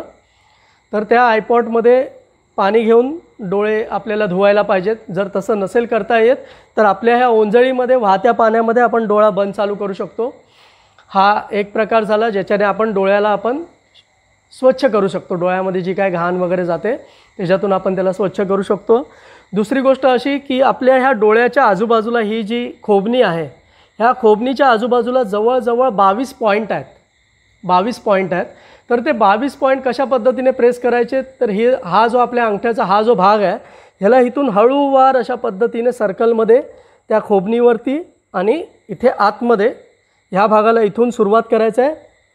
Clockwise direction, anti clockwise direction, अशा पद्धतीने बरोबर ही जी खोबणी आहे त्या खोबणीला तुम्ही स्टिम्युलेट करायचं आहे. हे जर असे राऊंड तुम्ही सातत्याने केले तर तुम्हाला लक्षात येईल की तुमच्या डोळ्याच्या आजूबाजूचा जो रक्तप्रवाह आहे तो खूप चांगल्या पद्धतीने सुरू होईल. खूप जोरात नाही करायचं आहे. डोळ्याची बाजू ही नाजूक बाजू आहे, त्याला फक्त स्टिम्युलेट करताना 22 पॉईंट आहेत, लक्षात घ्या. इथे एवढे जरी पॉईंट तुम्ही करत राहिलात तरी तुम्हाला खूप मोठ्या प्रमाणामध्ये डोळ्यांचे जे काही विकार आहेत त्या विकारांपासून तुम्ही आरामात हे होऊ शकता. कारण की आजच्या घडीला जेव्हा आपण लॅपटॉपवरती काम करतो आहे, मोबाईलवरती आता ऑनलाईन क्लासेस सुरू आहेत, तर अशा वेळेला काय करायचं आहे, बराच वेळ आपले डोळे सातत्याने जेव्हा मी बोलतो आहे आता तुमच्याशी, तर बऱ्याच वेळेला माझ्या डोळ्यांच्या जी झापड आहे पापण्या आहेत त्या बंद चालू झाल्या. पण जेव्हा आपण एखाद्या गोष्टीकडे बघत असतो ना, पिक्चर बघतो आहे, TV बघतो आहे, मोबाईल, खास करून मोबाईल बघताना तुमच्या डोळ्यांच्या पापण्या आहेत त्या लवत नाहीत आणि त्यामुळे डोळ्यांमध्ये पापण्या जेव्हा खाली येतात त्यावेळेस लुब्रिकेशन होते. त्यावेळेस त्याला जे स्त्राव पाहिजे तो मिळतो आणि डोळ्यांची तुमच्या काळजी घेतली जाते. पण होतं काय की आपण सातत्याने आता डिजिटल व्हर्च्युअल जमाना आलेला आहे आणि त्यामध्ये ह्या गोष्टींचा खूप त्रास आहे. तर जेव्हाही तुम्ही ते करताय त्याच्यानंतर कमीत कमी आता समजा तुम्ही 15 मिनटं बघितलं, थोडा वेळ डोळे बंद करून अशा पद्धतीने फक्त पापण्या 30 ते 35 वेळा तरी झापड बंद आणि चालू करायचं. त्याच्याने काय होईल, तुमच्या संपूर्ण डोळ्याला जे लुब्रिकेशन आहे ते लुब्रिकेशन होईल. त्याचबरोबर डोळ्यांच्या काय काय एक्झरसाइज आहेत, तर योगामध्ये आम्ही शिकवतो नेत्रसंचालन. नेत्रसंचालन म्हणजे काय, डोळ्यांचे जे हे बुबुळ आहेत त्यांना लेफ्ट आणि लेफ्ट राईट ह्या अशा पद्धतीने आपण डोळ्यांची एक्झरसाइज करू शकतो. त्यानंतर वर आणि खाली. मान सरळ आहे, फक्त आपण डोळ्यांना मुवमेंट देतो आहे. भूमध्य दृष्टी म्हणजे काय, आपण जिथे तिलक लावतो किंवा जिथे आपण बिंदू मध्य जो आपला आहे तिकडे दोन्ही भुवयांचा जो मध्य आहे त्याच्याकडे लक्ष द्यायचं अशा पद्धतीने. आणि नासाग्रदृष्टी म्हणजे आपल्या नाकाच्या अग्रभागाकडे बघायचं. तर ह्याने आपल्या डोळ्यांमध्ये स्टिम्युलेशन होतं.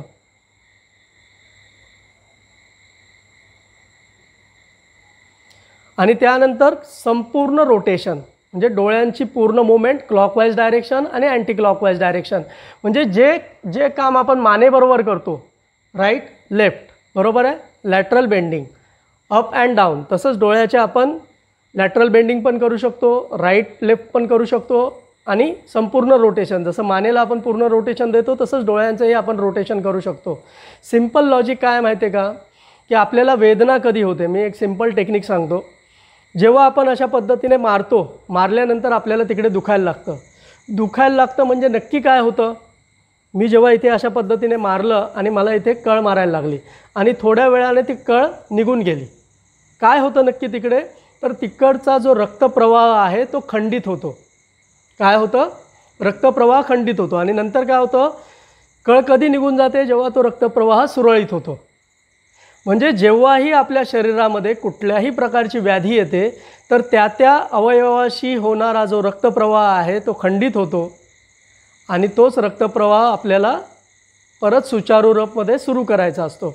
मग तो सुरू करण्यासाठीच जे काय 2-2.5 हजार वर्षापासून ज्या काही बऱ्याचशा प्रॅक्टिसेस आपल्याला शिकवल्या गेल्या, जे काय आसनं आहेत, जो काय सम्यक व्यायाम जो आपण बुद्धिझम मध्ये म्हणतो तो जर आपण अंगीकारला तर खूप मोठ्या प्रमाणामध्ये आपल्या शरीराचं ब्लड सर्क्युलेशन खूप चांगल्या पद्धतीने होतं आणि ब्लड सर्क्युलेशन जर तुमचं चांगलं झालं तर तुमचं मनही प्रसन्न राहतं. आपण म्हणतो ना, मन करारे प्रसन्न सर्व सिद्धीचे कारण. म्हणजे तुमचं जर मन प्रसन्न आहे, तुम्ही जर सतत हसतमुख असाल तर तुम्हाला समोरचा माणूस कितीही डिप्रेशनमध्ये असला तरी तो तुमच्याकडे हसतच बघणार. म्हणजे आत्ता जस्ट मी स्माईल दिलं तर सगळ्यांच्या चेहऱ्यावरती हसू आलं.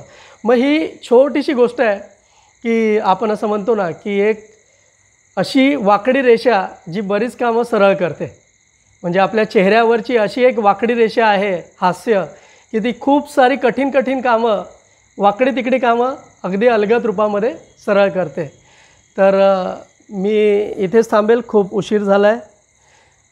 तर पुन्हा एकदा मी सगळ्यांना माझ्या वतीने सप्रेम जयभीम देतो आणि मला इथे बौद्ध मित्रमंडळाच्या माध्यमातून बोलण्याची संधी दिली चंदन शिवे गुरुजी, काकडे गुरुजी यांचे मी खूप खूप आभार मानतो आणि इथे जमलेल्या सर्वच उपासिका आणि उपासकांना पुन्हा एकदा विनम्र जयभीम करतो आणि माझ्या वाचेला विराम देतो. जय भीम. साधु साधु. जय भीम. साहेब, खरोखरच तुम्ही थोड्या वेळात आणि चांगल्या पद्धतीने आपल्या शरीराची कशी काळजी घ्यावी ॲक्युप्रेशर आणि योगाच्या माध्यमातून खरंच आम्हीसुद्धा एक भले तासाभरासाठी तर मंत्रमुग्ध झालो होतो. म्हणजे कसे आता आपण तर हे रोजचं आहे पण माहीत नाही कोणाला, रोजचं आपण करतो पण माहीत नाही. पण आता खरोखरच हे सर्वांनी करण्याची गरज आहे. आणि आताच्या जे धावपळीचं जीवन आहे, साहेबांनी सांगितलं की धावपळीच्या जीवनात आपण कसं राहिलं पाहिजे ते हे योगा आणि ॲक्युप्रेशर ह्या माध्यमातून आपल्याला दमडेर साहेबांनी सांगितलेलं आहे. तर मी आजच्या पुष्पाचे अध्यक्ष बाळू भालेराव गुरुजी यांना विनंती करू, त्यांना पुष्प देऊन त्यांचा सन्मान करायचा आहे.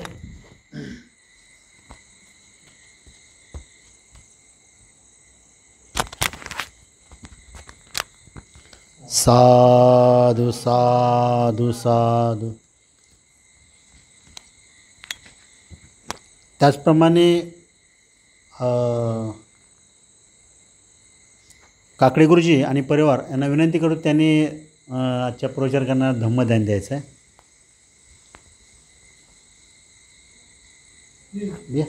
रोहित हां चला चालतं चला हात लावा फक्त. चला. साधु साधु साधु. चल ओके. साधु साधु. ओके. मला हे काही धम्मदान दिलेलं आहे त्याचा स्वीकार आपल्या बौद्ध मित्रमंडळाने आपल्या इकडे मी जमा करू इच्छितो, त्याचा तुम्ही स्वीकार करा. अध्यक्ष साहेब. साधु साधु साधु साधु साधु साधु. त्याचप्रमाणे काकडे गुरुंना विनंती करू, त्यांनी आजच्या पुष्पाचे अध्यक्ष भालेराव गुरुजी यांचंही एक पुष्प देऊन स्वागत करायचं आहे. साधु साधु साधु. आजच्या पुष्पाचे आयोजक विजय काकडे गुरुजी यांनी आपलं थोडक्यात मनोगत व्यक्त करायचं आहे.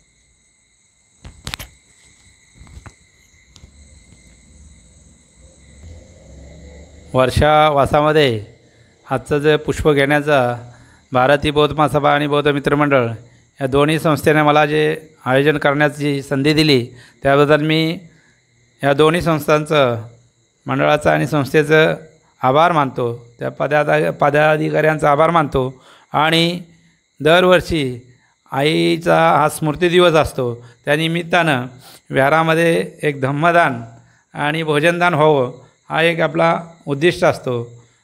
आपल्या आईवडिलांच्या प्रती काहीतरी आपण दान केलं पाहिजे, म्हणून या वृत्तीनं आज हे आपण सातत्यानं करत आहे. आणि ते 18 तारखेला ऑगस्टमध्ये येत असताना ते वर्षावासामध्ये येतं, म्हणून आपण हे विहारावर घेत असतो.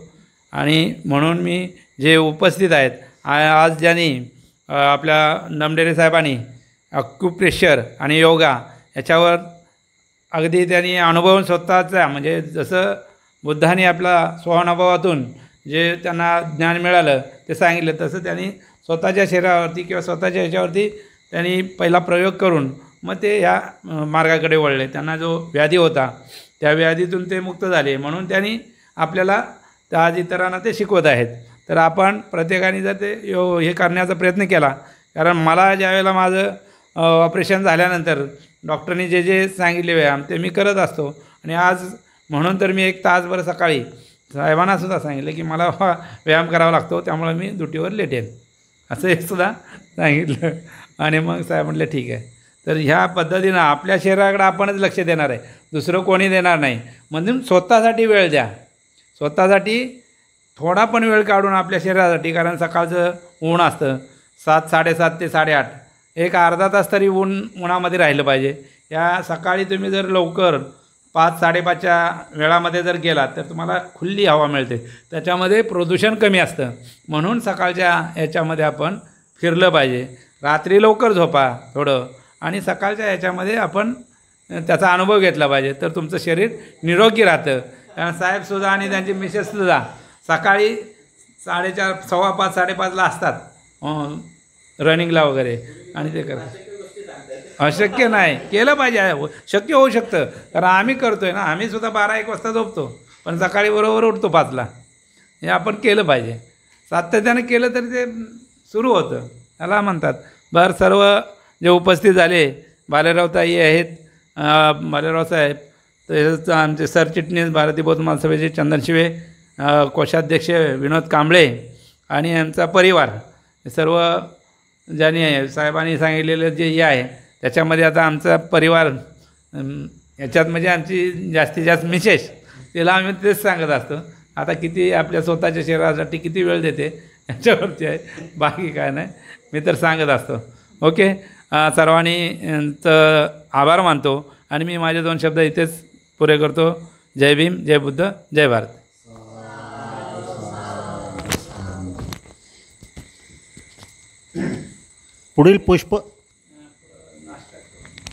पुढील पुष्प शनिवार दिनांक 22/8/2020 रोजी आहे. आणि ह्या विषय आहे डॉक्टर बाबासाहेब आंबेडकरांनी बौद्ध धम्मच का स्वीकारला. आणि ह्या पुष्पाला न्याय देण्यासाठी जे प्रवचनकार आहेत आदरणीय राजेंद्र ससाने गुरुजी. आणि आता दुसरे म्हणजे आजच्या पुष्पाचे अध्यक्ष थोडक्यात आपलं मनोगत व्यक्त करतील. सर्वांना जय भीम. आणि सरांचं काय तिथे सरांचं आता पण माझा मित्र आहे, खास आहे. आम्ही एका स्टेडियमला काम करतो, म्हणजे आता मला माहीत पडलं की आहे माझ्या मिसेसचा हात दुखत होता. म्हटलं हे सरांचं ना मला लक्षात कोण आहे, कोण जेव्हा मी समोर बोललं तर हे आपले सर आहेत, हे माझे मित्रच आहे. म्हटलं काय खरं नाही. म्हटलं ठीक आहे, म्हणलं चांगलं प्रवचन दिलं, मला अभिनंदन त्यांचं करतो मी. आणि शाखेचं बघतो आणि मी अजून 2 शब्द जय भीम बंद होत आहे. दीक्षाने हे आजचाच योगाचं आणि अक्युप्रेशरचं उद्यापासून प्रॅक्टिस करावी अशी आमची शाखेतर्फे विनंती आहे. आजचा सरण्यात होईन आजचा कार्यक्रम संपला असं जाहीर करतो. आणि आयोजकातर्फे जे अल्पोपहार ठेवलेला आहे ते सर्वांनी घ्यावा ही सर्वांना विनंती. नास्ति मे शरणं मह्यं बुद्धो मे शरणं वरं एतेन सज्जवर्जेन होतु मे जयमङ्गलं. नास्ति मे शरणं मह्यं धम्मो मे शरणं वरं एतेन सज्जवर्जेन होतु मे जयमङ्गलं. नास्ति मे शरणं मह्यं संघो मे शरणं वरं एतेन सत्यवचेन होतु मे जयमङ्गलम् साधु साधु साधु बुद्धं नमामि धम्मं नमामि संघं नमामि जय भीम नमो बुद्धाय। जय भीम।